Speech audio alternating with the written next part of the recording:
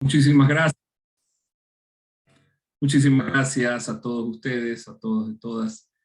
Primero a los organizadores del Congreso por su gentil invitación, por darle esta apertura a investigadores obviamente nacionales e internacionales para compartir lo que hemos podido ir desarrollando, investigando, generando.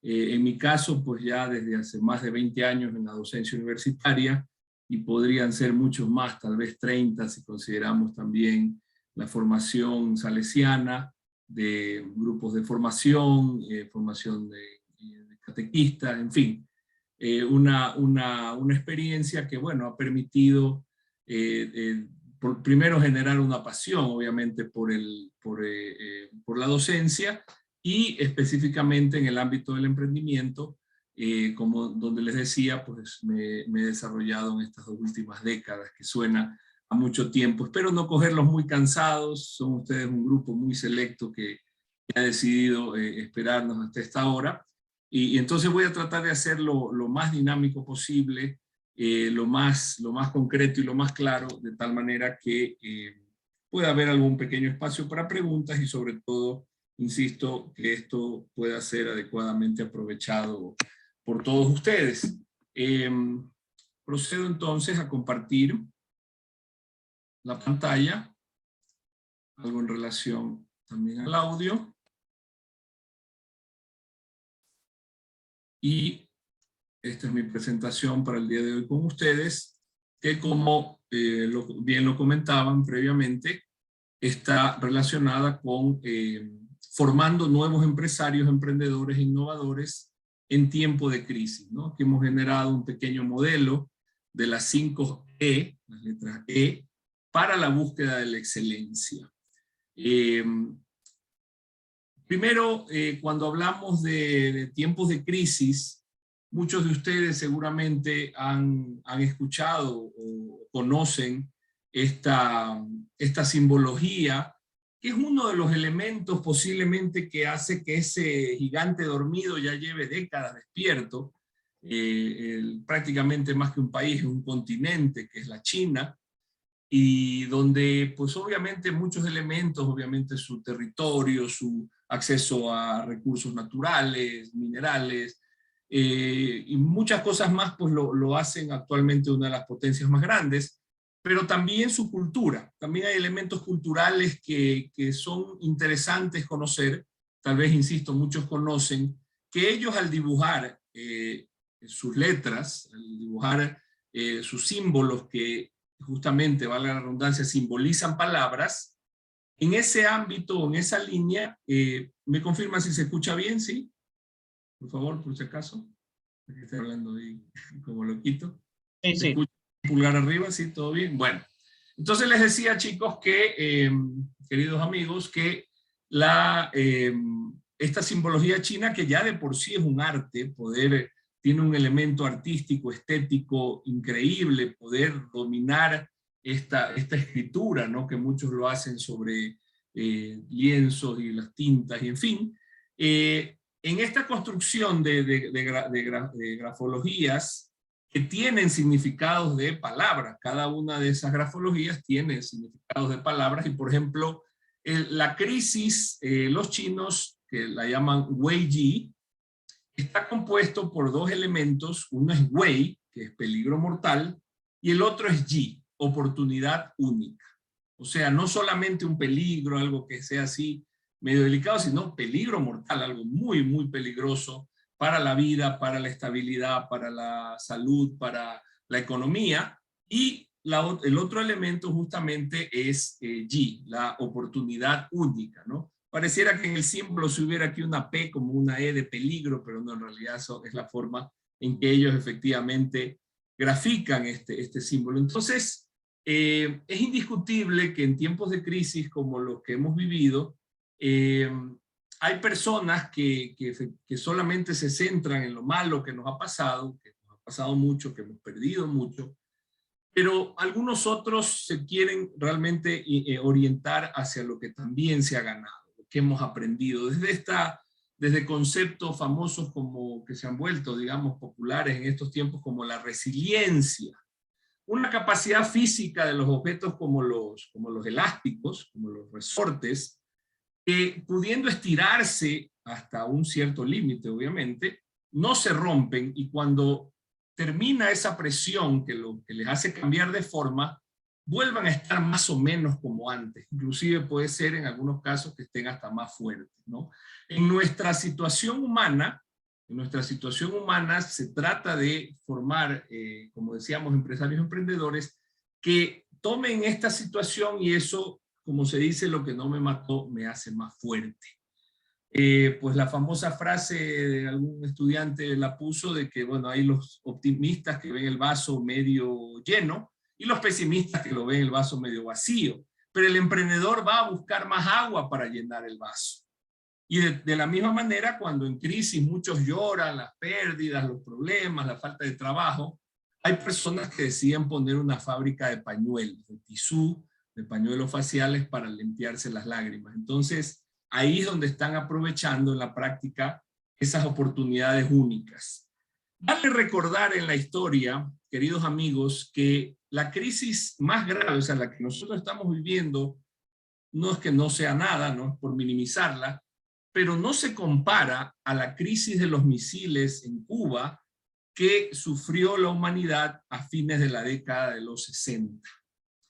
Yo aún no nacía, tal vez algunos de los que están aquí sí, pero la historia nos cuenta que es el momento en el cual un reloj simbólico, también un reloj llamado el reloj del fin del mundo, estuvo a un segundo de que la humanidad perezca bajo las bombas nucleares, bajo una guerra nuclear que obviamente hubiera exterminado a casi toda la faz de la Tierra.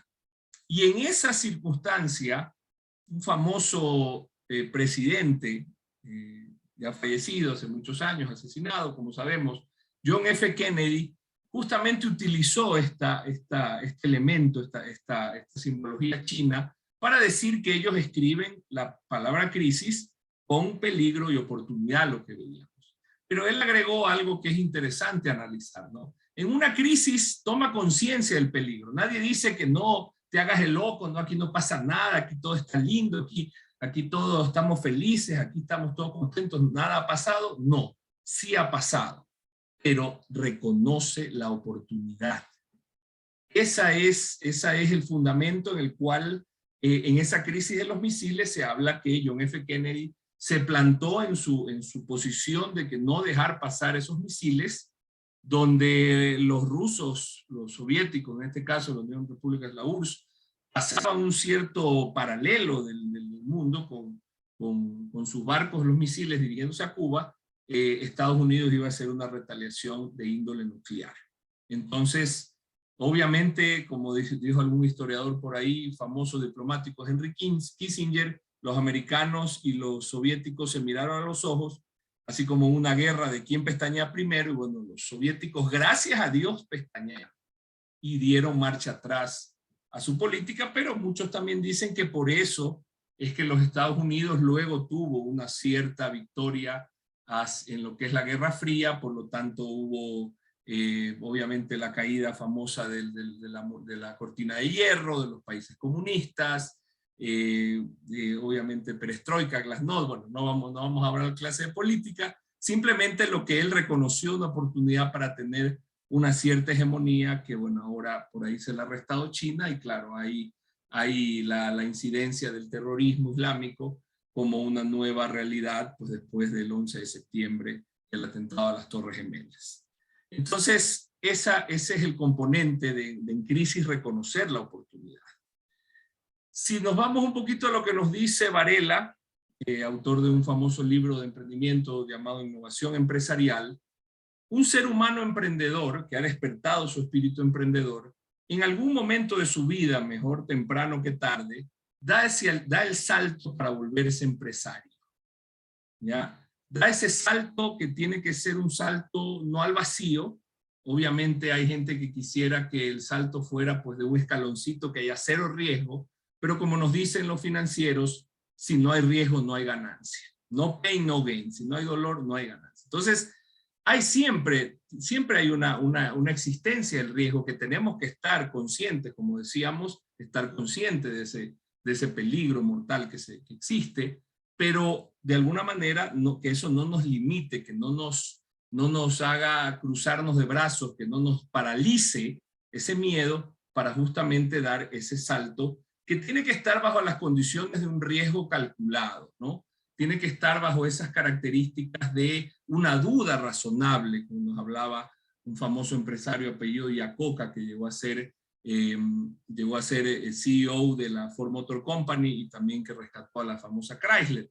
Entonces es justamente una duda razonable, un riesgo calculado, que te permite, sin demasiado análisis, porque también recuerden la famosa frase que demasiado análisis produce parálisis, sin demasiado análisis, sin buscarle la quinta pata al gato, porque a veces es el riesgo de nuestros emprendedores y más si son financistas o administradores, siempre están buscando la forma en que el negocio no va a rendir, no va a funcionar, y a veces el que no sabe de eso emprende con mucha más fuerza y con mucha más energía que el que hace todos los análisis y todos los cálculos y todos los flujos de caja y todas las tasas internas de retorno del mundo.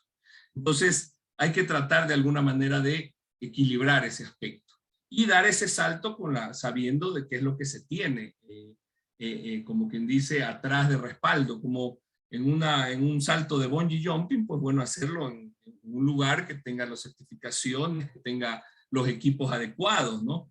Que no pase como esta historia que ha cambiado mucho su protagonista, pero dice que en un avión iban Donald Trump, iban Hillary Clinton, el Papa Francisco y un hippie de esos que van por todo el mundo, poco baño, recorriendo el mundo, y en ese avión falleció el piloto y habían solamente 3 paracaídas para los 4 tripulantes, o las personas que quedaban, los pasajeros. Entonces Hillary Clinton, con esa inteligencia de la mujer que dice las damas primero, yo voy a ser presidente de los Estados Unidos, coge uno de los paracaídas y se lanza.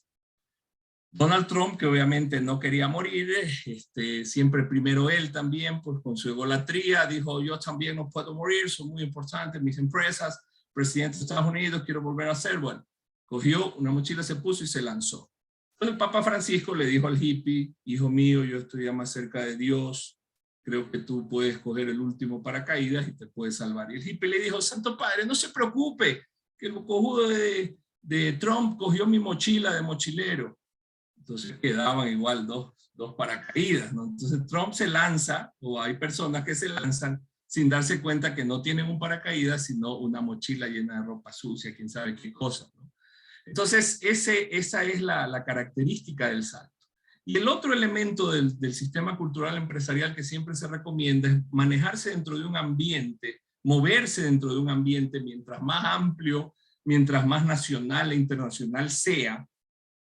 El emprendedor puede encontrar circunstancias o ideas que pueden luego en un proceso de selección, primero tratar de generar la mayor cantidad posible para coger las mejores y esas mejores llegar a transformarlas en una oportunidad de empresa.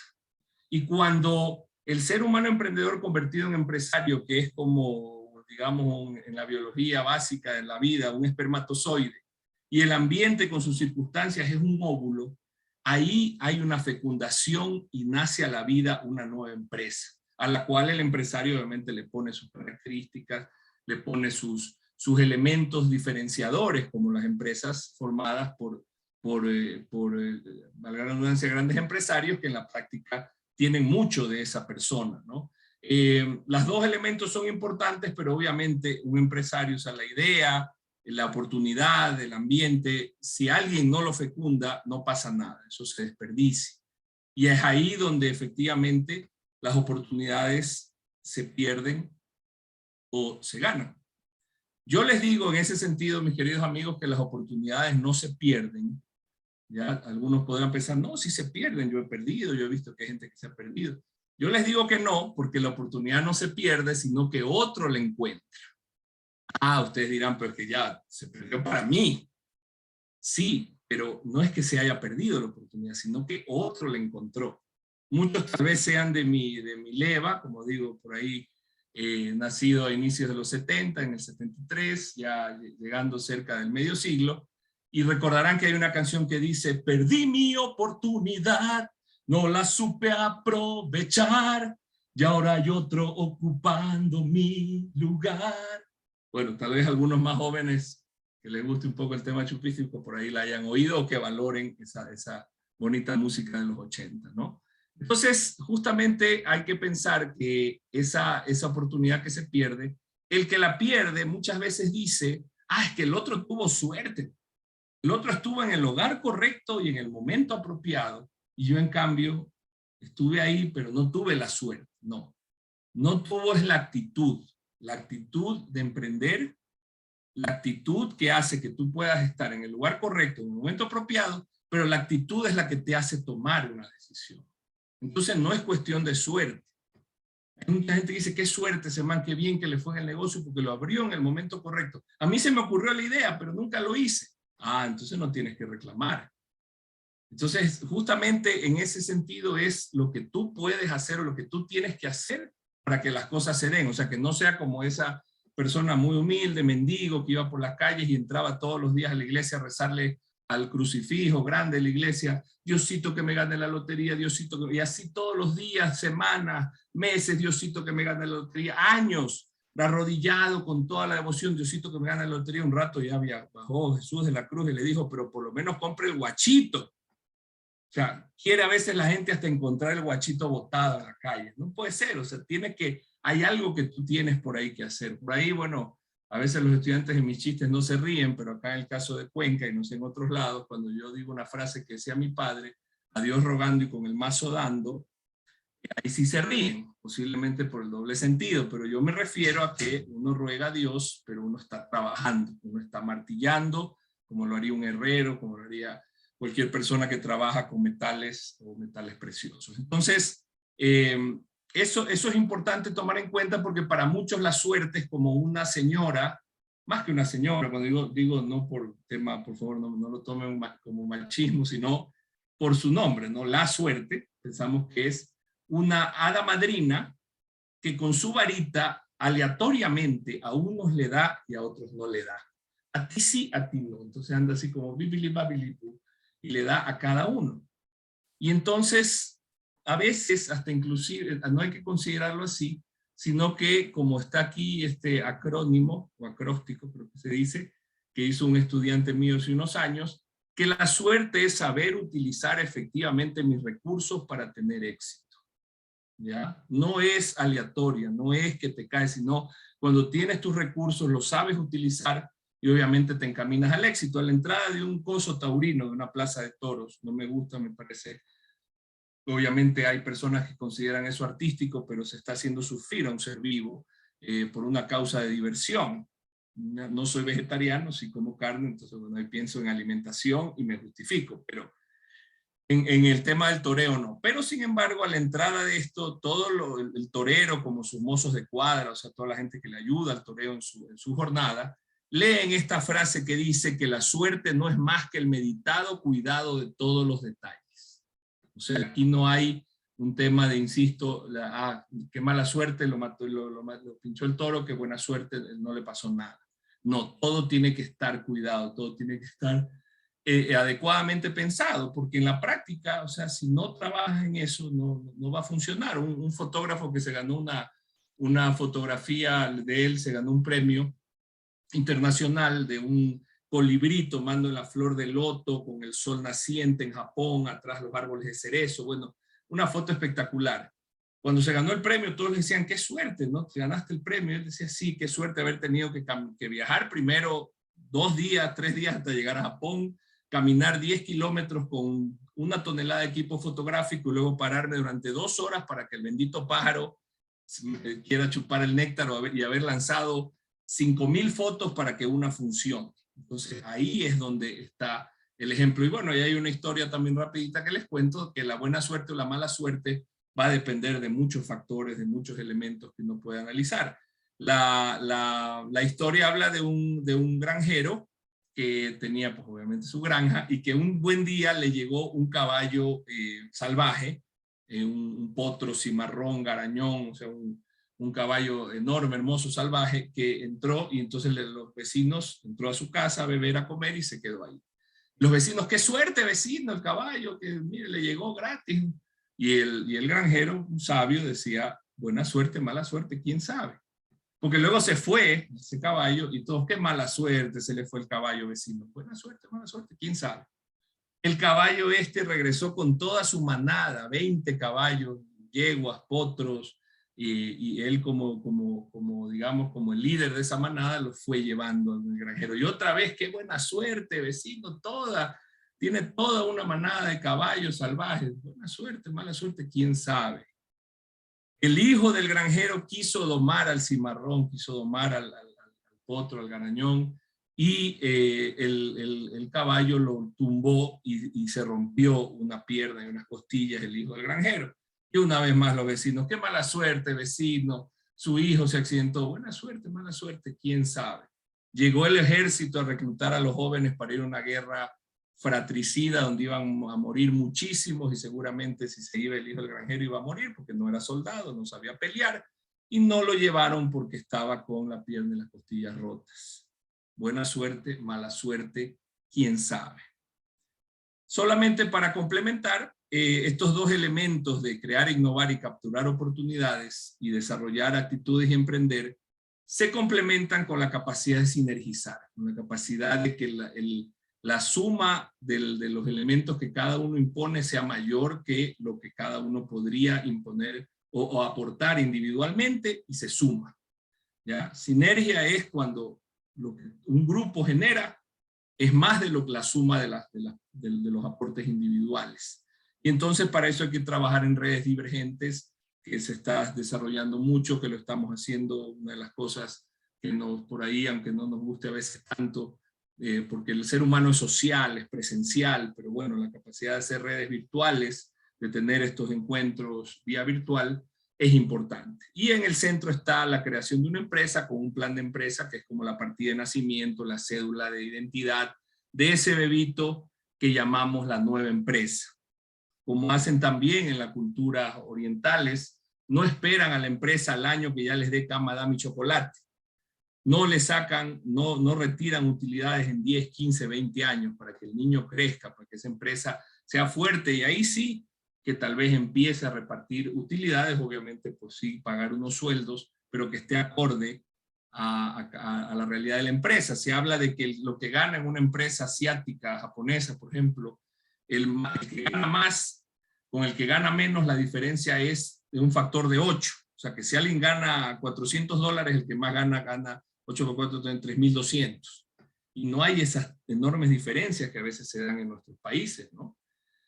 Y entonces en la parte de capturar oportunidades, yo sí quiero resaltar la importancia de entender a la creatividad como un valioso poder humano que está en función del conocimiento. Yo no puedo ser creativo de algo que no conozco en lo absoluto. O sea, si yo tengo que ser creativo conozco algo sobre teoría de cuerdas, o sobre la antimateria, o sea, son cosas que conozco, pero no tengo el conocimiento suficiente como para hacer un descubrimiento que sea creativo.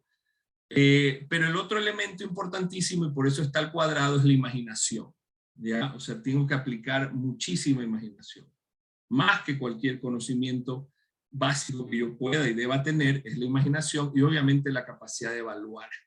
La capacidad de yo mismo decir, esta idea que he generado es buena o no es buena. Ahora, la idea de uno, volviendo al ejemplo del hijito, del bebito, uno a los hijos los ve lindos, no hay nadie más guapo, es la niña más guapa, es el niño más lindo del mundo. A veces necesitamos de otras personas que sin ese apasionamiento, sin esa cercanía, te diga que haya cosas que pudieras mejorar en relación a tu idea, no de tus hijos, porque a nadie le gusta que le critiquen a los hijitos, pero me refiero en el tema de las ideas. Uno también, insisto, a veces pierde un poquito de objetividad, por eso se pregunta a otros, obviamente que no sean quienes eventualmente te puedan robar la idea, pero sí aquellas personas que te pueden dar alguna sugerencia, alguna recomendación. Thomas Alva Edison, famoso inventor de la bombilla incandescente y como de más de 1000 inventos, de los cuales solo 100 tuvieron un impacto en la historia de la humanidad, pero entre ellos fue la bombilla. Él es un ejemplo de haber creado muchísimos inventos, haber sido un gran inventor, aunque también tuvo su lado oscuro, pero generó tanto de esos inventos para que algunos hayan sido tan importantes como un primer fonógrafo, como la bombilla que decíamos. Y cuando a él le dijeron, porque él dicen que también fracasó y encontró la combinación adecuada de la bombilla al intento 2001, le dijeron, oye, usted fracasó 2000 veces. Dijo, no, yo descubrí 2000 formas de no hacer un foco y una que sí. Chuta, entonces, ¿qué es Jalisco, hermano? No sé Jalisco, sino unos kilómetros más allá. Pero esa es justamente esa es la persistencia que caracteriza a un emprendedor, a un inventor, y en ese sentido, pues, él nos dice que 1% de inspiración es tan crítico para comenzar un negocio, una empresa, como el 99% de transpiración, de trabajo, de inversión sudada, que le llaman en Colombia, que se invierte para convertirlo en realidad. Uno siempre será menos que 99, pero es tan crítico darse ese espacio para pensar y analizar. Y como justamente por eso la imaginación está al cuadrado, Albert Einstein decía que la imaginación es más importante que el conocimiento. Él, obviamente, un sabio que pudo, un genio que pudo generar teorías sobre cosas que no eran posible probar, digamos, naturalmente. Eran cosas que tardamos muchos siglos como humanos poder probarlo, como la teoría de la relatividad, energía igual a masa por velocidad de la luz al cuadrado. Pero para él pudo hacerlo eso porque más allá de los libros, de lo que él pudiera haber leído, haber aprendido, él tenía que aplicar una imaginación enormemente grande. Y entonces, en esa línea de cosas, tenemos a un autor más contemporáneo, al cual yo admiro mucho, le recomiendo mucho sus videos en TED, en estas líneas de video educativos sobre tecnología, sobre educación, sobre desarrollo. Sir Ken Robinson. La pandemia se nos llevó, como a mucha gente querida, y justamente él hace en sus charlas una referencia, ¿no? De una niña que en una clase de dibujo estaba al último dibujando así, emocionadísima, ¿no? Y la profesora pues le pareció lindísimo, qué lindo, porque esta chica en otras materias como que no le paraba mucha bola, y en eso del dibujo la veía que estaba emocionada. Entonces se le acerca a la maestra y le pregunta, mija, dígame, ¿qué es lo que usted está dibujando? Y la niñita le dice, estoy dibujando a Dios. Y entonces la profesora le dice, oye, pero nadie sabe cómo es Dios. Espérese que termine y ahí van a ver cómo es Dios. O sea, la niñita tenía tanta confianza en sí, en su imaginación, en su creatividad, que lo que ella iba a dibujar, eso era Dios. O sea, sin lugar a dudas, para el mundo. O sea, ella no... Entonces, es justamente esto que él nos dice, los niños se arriesgan, son confiados, no tienen miedo de equivocarse. Pero ese niño interior que todos tenemos, eso que tú debes mantener de alguna forma encendida la llama, si no estás dispuesto, si no eres como un niño, no estás dispuesto a equivocarte, nunca harás nada original. Yo les hago a mis estudiantes hacer unos dibujitos con unas hojitas con círculos, y quien hace más cosas, más dibujos con un elemento central, el círculo, y hacen a veces 2, 3, 5, ¿por qué? Porque están pensando en no entendí bien la instrucción, hago con pluma roja o pluma azul, tratan de hacer con mucho detalle, y cuando hay que hacer mucho, hay que hacer mucho, y entonces los niños ahí les ganan. Y yo por eso también, y bueno, les pido que salgan a presentar un dibujo que nadie más tenga, pero el que alguien más lo tiene, ese dibujo, también les hago que tengan una bolita de papel, que hagan una figura geométrica en 3 segundos, la más rápida, una esfera o un papel. Entonces el dibujo ya lo tiene otro compañero, le lanzan papeles y lo abuchean. Y eso hace que la gente no salga, que no tenga el valor, que no se arriesgue. O sea, vamos desarrollando, desgraciadamente a lo largo de los años perdemos, como dice la canción Logical Song, perdemos esa capacidad, porque la gente te dice, no te inventes, no hables cosas que no tienen sentido. Hay padres que dicen desde el hecho de no sirves para nada, no vales para nada, y están marcando la mente a las personas, ¿no? Hay profesores que también dicen, no, yo no califico el procedimiento, solamente el resultado. Y entonces ahí resulta que la persona tiene miedo a equivocarse, tiene miedo a sacar malas notas, tiene vergüenza. Acá en Cuenca dicen el ocho, el macho, o sea, tienen, ay, qué macho, qué vergüenza. El qué dirán, que me critiquen mis compañeros, que se rían, que se burlen. No hay ideas tontas, sino tontos que no dan ideas. Así como las preguntas también, ¿no? No hay preguntas tontas, sino los tontos que no preguntan. Entonces Sir Ken Robinson en sus escritos, en sus conferencias, insiste que la educación en creatividad debería tener el mismo nivel que la alfabetización. Así como hemos buscado que el mundo se alfabetice y que todo el mundo sepa leer y escribir, pues a la gente hay que prepararla para ser creativa y así poder generar ideas que tengan un potencial innovador, que luego el mercado lo acepte. ¿Ya? Él considera que está mal, y bueno, en algunos países algo ha cambiado, tal vez como países nórdicos, pues dice que está mal que siempre sea lo más importante las materias matemáticas, lenguaje. En el medio están por ahí las ciencias sociales, las humanidades, y al último el arte. No, el arte, son materias de relleno. Ya, hazle cantar, hazle dibujar alguna cosita ya para rellenar el currículum.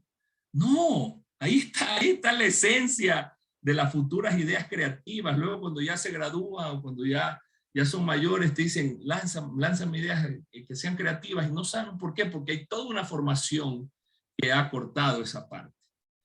En ese sentido, pues también Sir Ken Robinson habla sobre una linda historia sobre Gillian Lynn, ¿ya?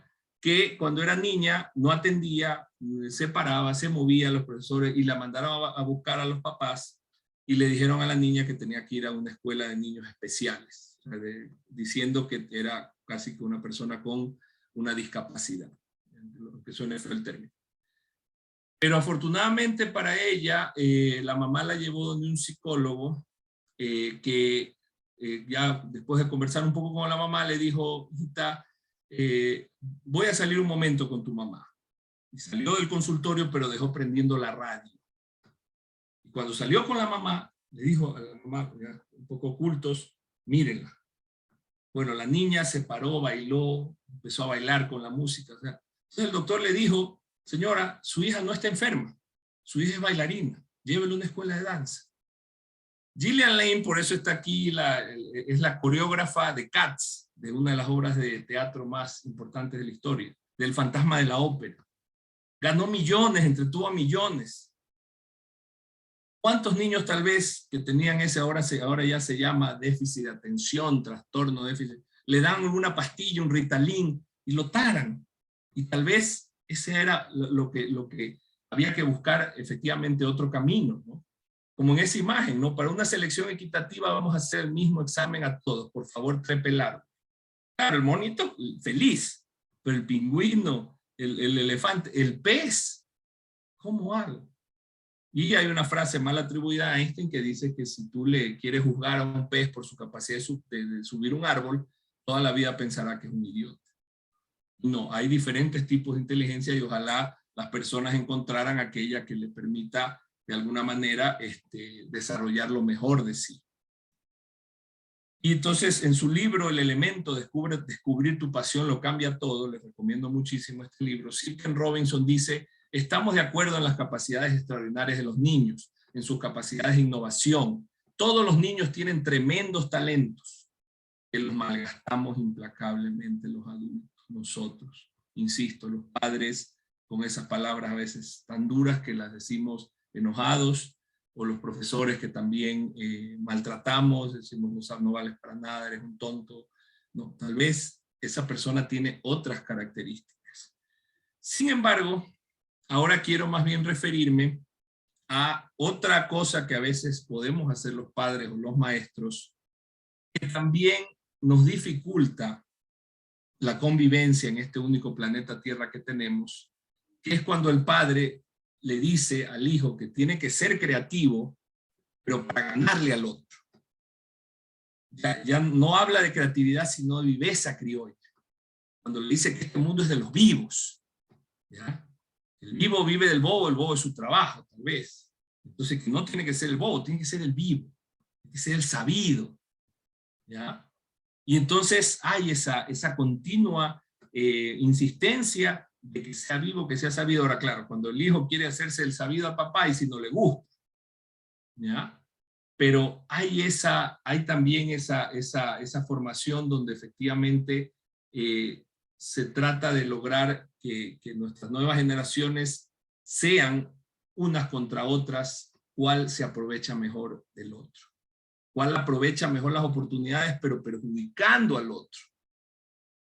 Y en ese sentido no solamente es la labor tal vez que hacemos los padres, sino también a veces lo hacemos los docentes, y yo me incluyo, en el sentido de que yo estoy formando administradores de empresas desde hace ya muchos años, como les decía, chicos. Yo recuerdo cuando yo mismo decidí ser ingeniero comercial, o estudiar administración de empresas en la Universidad Católica de Guayaquil. En mis últimos años en el Colegio Cristóbal Colón, los salesianos en Guayaquil, teníamos un economista, le decíamos el perronomista Sánchez, porque tenía como carita de perro, y bueno, él hablaba sobre temas de ciencias sociales y un poco también nos quería orientar nuestra vocación, también en un tema vocacional un poco. Y él obviamente siendo economista, pues bueno, hablaba maravillas de los Adam Smith, de los Max Weber, de los Keynes, del Karl Marx, también era medio tendencia así, medio socialista. Y bueno, eran unos fabulosos padres de la economía. Y cuando hablaba de la administración, decía, viene del comercio, y en realidad pues los padres del comercio eran unos hombres de las cavernas que cambiaban carne de mamut por piel de tigre dientes de sable. Entonces claro, de entre estos señores encopetados, pelucones, padres de la economía, versus unos hombres de las cavernas, unos australopithecus, unos neandertal, cromañón, qué sé yo, intercambiándose los bienes, uno dice, no, pues o sea, como que esta carrera de la administración o del comercio no tiene sentido. Y yo, pero igual yo de todas maneras yo lo sentía adentro. Yo desde niño atendía un bazar que tenían mis papás en su casa en Los Esteros, llevaba las tarjetitas esas que eran para regalo, para aniversario, para cumpleaños, las llevaba al colegio, las llevaba a mi academia de inglés, yo era el gordito de las tarjetas. ¿Ya? Entonces siempre tuve esa cuestión por el tema comercial, por estar en contacto con la gente, por vender. Y entonces yo no claudiqué, mucha gente, más allá de lo que también la clase con el perronomista Sánchez, no escogí la carrera de economía, escogí la carrera de ingeniería comercial y bueno, estoy feliz por lo que fue en ese sentido mi vida. Pero afortunadamente, en su momento, yo descubrí, cuando empecé a estudiar esa carrera, y que yo también cuando doy esa materia los tengo que mencionar, pero yo descubrí cuando estoy en la carrera que en cambio habían administradores de empresas que hablaban de los padres de la administración. Taylor, Frederick Taylor, industrial americano, que era el padre de la administración científica, la había transformado en ciencia a ese tema solo comercial, administrativo, de manejar un grupo de gente para que haga algo. No, él lo elevó a ciencia. Henry Fayol, principios de la administración, el proceso administrativo, planear, organizar, dirigir, controlar. ¡Qué maravilla! Henry Ford, padre de la producción en masa, de la línea de montaje. Entonces, era un orgullo para mí enorme, y bueno, en toda la universidad pues se los tuvo como efectivamente como esos símbolos, ¿no? De la administración moderna, ¿no? Henry Fayol, padre de la administración moderna, también que se lo llama. En fin. Entonces, yo sí, cuando luego pude ir a hacer una maestría en la ciudad de Quito, en cambio en la Universidad Andina, con Enrique Ayala Mora, ustedes saben, pues, del Partido Comunista, un poco se ecualizó el tema. En esa maestría yo también conocí una cuencana, Basilé acabó mal, acabó en matrimonio, y por eso estoy acá en Cuenca, ya 20 años de casado. No acabó tan mal, acabó muy bien con mi hija. Y bueno, eso me reguló un poco. Y más aún cuando yo empecé a hacer el doctorado en la Escuela Politécnica Nacional, gracias a la recomendación y el apoyo del rector de la Universidad de la SUAY, el doctor Francisco Salgado. Efectivamente, mi mente se abrió a otras cosas, porque a pesar de que su aporte pudo haber sido bueno, nada se puede tomar sin la crítica. ¿Ya? El problema es cuando hablamos de crítica, la gente dice, ay, no seas criticón. No. Crítica es, de alguna manera, reconocer lo bueno, pero también lo malo. Quedarse con lo bueno, dejar de lado lo malo. ¿Ya? Y es sobre todo conocer otros aspectos. Yo conocí otros pensadores de la organización y de la administración, que es en los que he basado mucha de mi investigación y que justamente está en el artículo que luego les compartiré a ustedes. Y ahí he oído, o más bien aprendí e investigué sobre la racionalidad instrumental. Estos padres a los cuales yo veneraba tanto en mi carrera, me di cuenta que ellos de alguna manera plantearon bases, tal vez con buenas intenciones, pero plantearon las bases para que los seres humanos sean tomados como un instrumento, como cosas para hacer otras cosas, cosificar al ser humano. Efectivamente ahí, bueno, puede ser que Henry Ford obtuvo la idea cuando la esposa, porque los grandes hombres se inspiran en sus esposas y sus ideas, hacían los sándwiches, yo corto, tú pones el aderezo, el otro pone el queso y el jamón, y tú lo cierras, y lo cierras. Entonces, esa idea le fue la que llevó ella a construir en sus fábricas de vehículos y en su modelo T. Pero es hacer la gente las cosas de una manera tan repetitiva que se enfermaban, se cansaban, se aburrían, y de alguna forma eran tomados como máquinas o como artículos de inventario, ¿no? Aquí el fabuloso comediante Quino, dibujante, llamando por el 573, que es como cuando uno le dice, oye, tú eres ya activo fijo de la empresa, ya tienes un código. Pues sí, estás viviendo ahí, no sales nunca, entras a las 7 de la mañana, sales a las 10, 11, 12 de la noche. Entonces, ¿cuándo tienes vida? Y entonces también estos padres un poco nos hacían a que la gente piense, o los administradores y los emprendedores piensen, como un Manolito que dice que es una verdad, una ley de la naturaleza: nadie puede amasar una fortuna sin hacer harina a los demás. Resulta que hay que perjudicar a otros para uno triunfar. Y aunque suene muy así romántico y muy soñador, pero yo creo que no debería ser así. Las teorías positivistas y funcionalistas se centran en la famosa eficiencia y eficacia.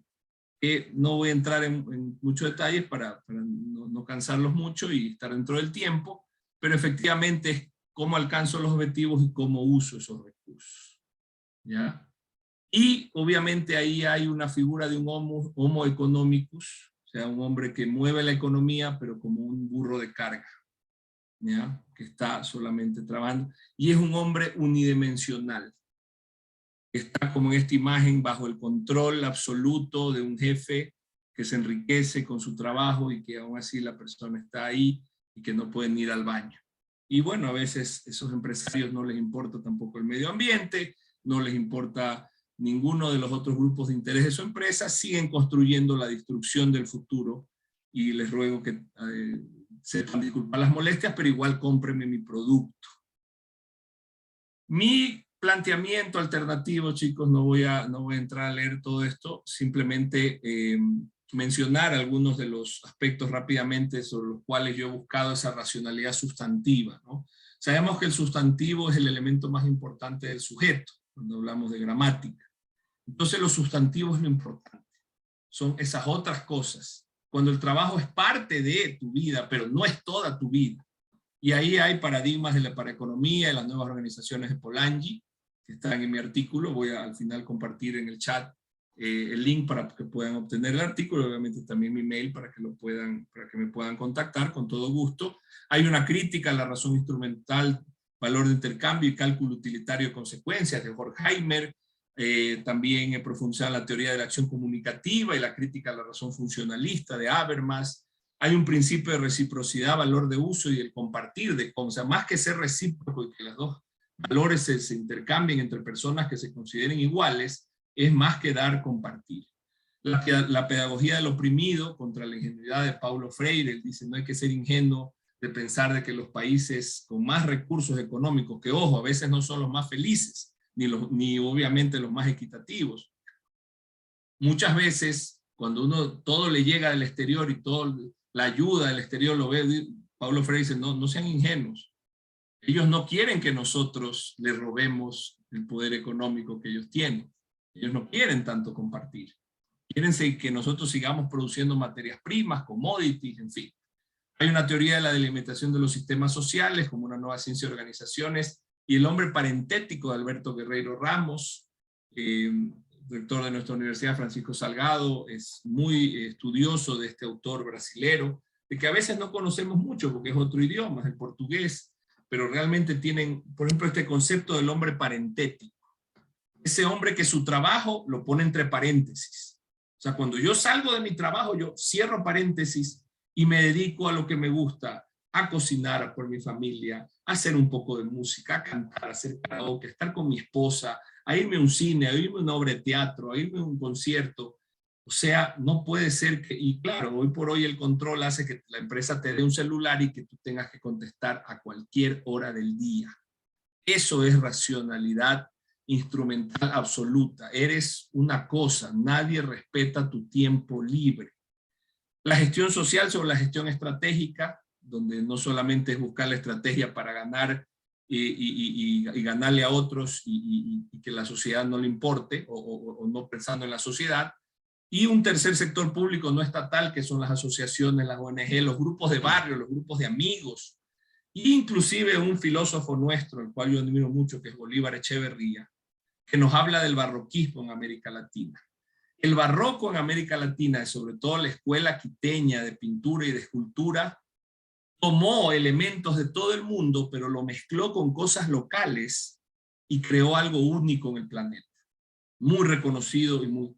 ¿Por qué a veces tomamos todo enlatado, a veces todo tomamos lo que viene del exterior y decimos esto es, y nunca ni siquiera lo analizamos, lo criticamos?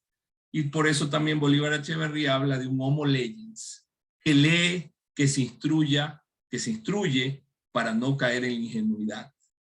Entonces, estos son un poco los elementos, como digo, no quiero entrar a profundidad porque tomaría mucho tiempo y sería aburrido. Sin embargo, yo considero que la racionalidad sustantiva nos debe llevar a agregarle a la eficacia y a la eficiencia la equidad, la ética y la estética. ¿Ya? La equidad, como vemos aquí en esta imagen, hay personas que no están al mismo nivel y si yo les doy igual, no les va a servir. Hay un ejercicio donde se ponen a varios jóvenes en una fila, en unas sillas, y se les da a uno 4 pelotas de tenis, a otro 2, a otro 1, y el que está más lejos se le da 1. Y un tacho de basura adelante. El que está adelante en la fila con las 3 pelotas de tenis, facilito pues las mete en el tacho y gana. Pero el que está atrás, entonces sin querer caer en un tema socialista que no funcionó, y aún en China, que hay un socialismo de mercado, se atenta también mucho contra los derechos humanos, que hay que tener cuidado. Hay que pensar en efectivamente cómo logramos que los emprendedores piensen en ser equitativos, en cómo piensen en la ética y hasta en el tema de la estética. Bueno, dicen que si ¿cómo es el famoso famoso David de Miguel Ángel se lo dibujara ahora, pues se lo construyera ahora, pues sería más como el que está a la derecha, ¿no? Un poquito sí puede ser, yo me veo tal vez un poquito así, cinturita de gallina, para que les niego, mis queridos amigos. Y entonces, las 5 es para la excelencia, pero aquí no, solamente aquí. Las 5 E para la excelencia son entonces, sí, hay que ser efectivo, hay que ser eficaz, porque hay que definir y conseguir objetivos, hay que hacer lo que se debe hacer. Hay que ser eficiente, hay que optimizar los recursos para alcanzar los fines, hacer las cosas correctamente. Ojo, yo creo que el emprendedor, el nuevo emprendedor debe preocuparse un poquitito más, las dos son importantes, pero un poquitito más en ser eficaz. Porque cuando no se pone objetivos, cuando no se preocupa de lo importante, lo que debe hacer, pierde más tiempo y más dinero que si estuviera solamente preocupado en que ay, no tengo mucho y tengo que ser muy eficiente porque tengo que usar mis recursos de la mejor manera. Pero la equidad es dar a cada uno lo que se merece en función de sus méritos o condiciones. La ética es un conjunto de costumbres y normas que dirigen o valoran el comportamiento humano en una comunidad. Que levante la mano, como dice la canción, no la voy a cantar porque tal vez no le gustó como canté la anterior, pero que levante la mano quien no ha comprado un disco pirata, que levante la mano quien no se ha colado en una fila, quien no ha pagado un tramitador para no demorarse en un trámite. Sí, a esas cosas hay que reconocerlas y hay que tratar de formar a nuestros emprendedores pensando en que eso no debería hacerse. O sea, efectivamente, uno debe, como se dice, enseñar con el ejemplo, pero nadie está exento de alguna vez haber caído en eso y sin embargo, aún así tenemos que decir no está bien y tratar de no volverlo a hacer. Y la estética es ver y entender las condiciones de lo bello en el arte, en la naturaleza. O sea, hasta cuando una empresa hace su logo, diseña su oficina, hace todas esas pruebas físicas que se llaman inclusive en el marketing, tiene que darle importancia a eso. No todo puede ser acartonado, pero es también valorar la belleza de un amanecer, así sea que lo vemos todos los días, algún día tal vez no lo vamos a ver, o una persona no vidente, ¿cuánto daría por ver un hermoso amanecer? Las primeras palabras de tu hijo, los primeros pasos de tu hijo, o sea, todo eso es bello y hay que valorarlo y obviamente para eso hay que darse el tiempo y hay, como decíamos, como decía este autor Guerreiro Ramos, poner un paréntesis a esa obsesión por el trabajo, por la rentabilidad, por ganar dinero. Sí es importante, te ayuda a estar tranquilo, te ayuda a hacer otras cosas, pero no puede ser tu prioridad. ¿Cuánta gente por obtener dinero lo ha perdido todo? Si combinamos estos elementos, le agregamos calidad basado en un mejoramiento continuo, de hoy mejor que ayer, mañana mejor que hoy, la organización se mantendrá permanentemente en busca de la excelencia basada en una real productividad y competitividad.